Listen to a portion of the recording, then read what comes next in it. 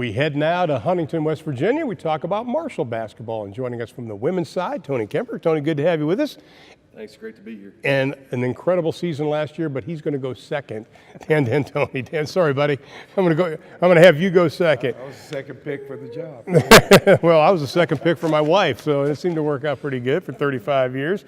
Marshall, last season, you're in your second year. What did you learn as a head coach in year number one? We only have 12 minutes, so we don't have near enough time to talk through that, but certainly a lot.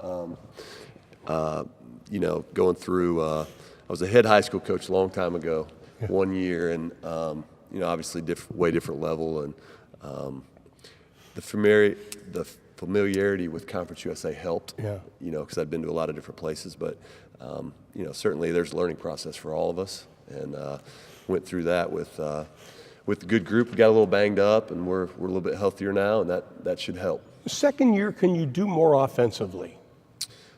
Yeah, I think so. I mean, I think, I'm definitely more comfortable with what I like and what I don't like. And we have held over some of the stuff that we were doing prior to, some of that we get from watching him practice, so that is, there's some stability there that's going to help our team. And we did not, we only lost one.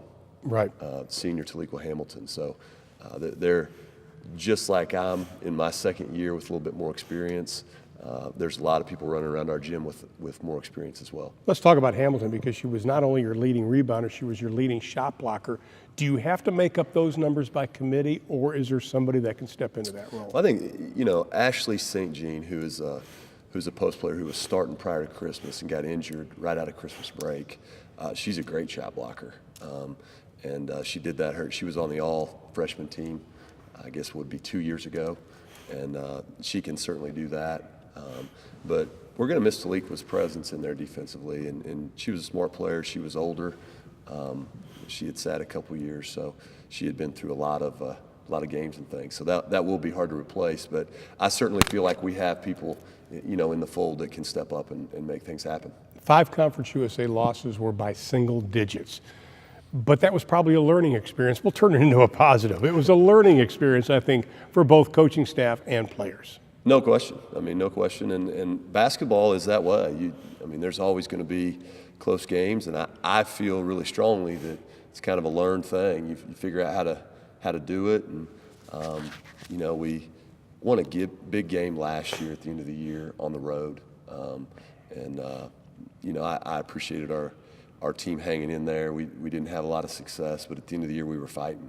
And like I told you earlier, we've got a lot of those same core of people back, and got some people back from injuries that were out last year. So I'm excited about their work ethic and where this thing's going.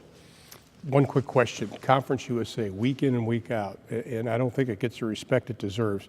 You've got to be ready, because there are more than 1 or 2 teams in this conference that are very good. Very good. There's no question. No question. I think I feel like, it's as deep as it's probably ever been, and that, from the top down, I think there's number one, there's a lot of good individual players in this league. And then when you look at teams across the board, travel's difficult, so you got to be ready to play. And usually when you roll in there, there's fantastic teams standing on the other sideline. Well, wish you the best of luck. Now let's talk to the men's side. Dan Tony, his team goes 25-11 last year. They go to the NCAA tournament for the first time in 33 years. They upset number 4, Wichita State. And I love the quote. I think it's probably the biggest understatement of the year when you said 2018 was pretty satisfying. Well, it makes for a great summer. So, yeah. I'm still enjoying it. I always tell coaches, posse's always chasing you. But when you do something that hadn't been done in the school's history, they took time off to get off their horses. But come November, they'll mount up again, so we'll have to do it again. 2019 team, you said they think they're on a mission. It's one thing getting to that position, but staying at the top is tough. But this team has a sense of hunger again, to do it again. Well, that's because they enjoy playing basketball. And that's important. I think they enjoy playing at Marshall. They enjoy coming to practice. The whole mission, like you say, is to our mission every year is to win the NCAA tournament. That's a pipe dream for any school. I don't care who they are, but we certainly want to. That's our dream, is to not do what we did last year, but keep getting better and keep Marshall foremost in the front nationally with basketball. And we got a big challenge this year, and we just have to see what happens. What I was very impressed with, and this is kind of kudos to the administration, I think the administration has gone out of their way to help you improve this program. Fair? In what way? Facilities. Oh, facility. Well, we do have a brand new clock, and I got to thank them for that. It's we've cleaned up our gym a lot. I think that our arena, I should say, and we brought people back. Should be 7,000 to 8,000 people every game. So, obviously it's always a team effort. You never do anything standing alone. Right. And obviously they were behind us trying to push this forward, and we have a bunch of kids who gave us a great ride. This may sound like a ridiculous statement, but I think this team could be better game in and game out than last year. Well, I think we are better game in and game out. I think everybody came back, and we only lost one. So everybody back is better. That doesn't mean you have the same success. There's a lot of other good coaches out there doing a good job. Our conference is tough. We play a real tough preseason. But game to game, I think we'll be better. If we get lucky and hit the right shot at the right time, then maybe we can have the same type of success at the end of it. Let's talk about John Elmore, leading returner in assists and points per game. But what stands out to me is he's reduced his body fat from 14 to about 7%. Had a chance, he was thinking about going to the NBA, pulled out of the NBA draft. Is he on an even bigger mission this year? Well, I think he would have been one of the draft picks. He'd probably been in the second round. That's why he came back. The body fat issue was when I first got there, they were all sitting around, and I talked to them, all players we had that time, and said, what's your goal? Of course, NBA was their first reaction. I'd just come from the NBA, and we'd measured their body fat, and I go, 2 plus 2 ain't 4 here, boys. I said, you don't have body fats of 18, 20, and 25 and think you're an NBA player. And you know what? To their credit, they all reduced it. Right. John has obviously done extremely well. He's played all summer. He's been in camps. Denver really liked him in their workout. John's a heck of a player, and he's got to lead us back. He's got to have another big year. He's got to come up and hit the shots he hit last year.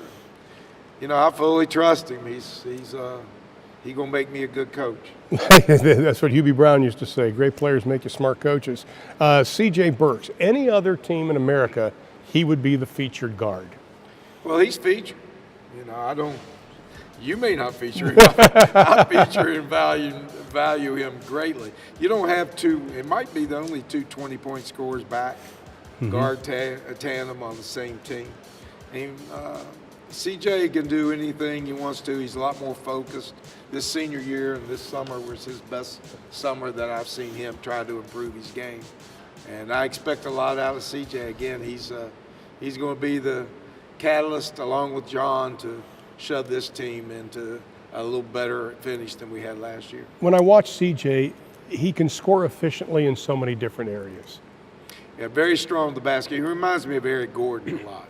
Good example. Very strong to the rim, can finish in a variety of ways at the rim, and then if you back off, he's deadly from the three-point shot. So, again, a great kid too, and great teammate, and that's probably even more important. Elmore, 38 minutes a game. Burks, about 36 and a half minutes a game. Comfortable with that? Or does somebody else have to give him breaks? If it goes into overtime, they'll have 40. Yeah, I don't. Again, there's ways to look at that. I know media look at it and go, oh, they're going to get tired. Well, you don't have to practice as hard either. There you go. It's so you rest them sometimes through practices and play them in the games, but they're young men, 2 games a week in conference, maybe a 3 possible. But you can monitor length of time and things by practices and things like that. I'd be remiss. You got to show the shirt to that camera over there. Well, that's we where got I was born. Hillbilly Ball. Got it all right Now, are they there. marketing those shirts? Says it all. Well, I don't worry about that. I do it. No, I 'cause mean, it's- can we buy them? Oh yeah, yeah. Oh, You okay, can, good. they're down for sale. They're hot. In fact, they're really hot. From what I understand. But you know, it's just fun. It's a good way. That's the way we learned to play. And I was certainly deep in the hills of West Virginia, and it's a really kind of a tribute to basketball and how big it was when I grew up in that area of southern West Virginia, and the great coaches I had that helped me be a better player and certainly a better coach. Gentlemen, thank you. Tony, best of luck to you, my friend. Dan, always good to see you. Let's go Herd. There you go. When we come back, we'll talk Middle Tennessee basketball.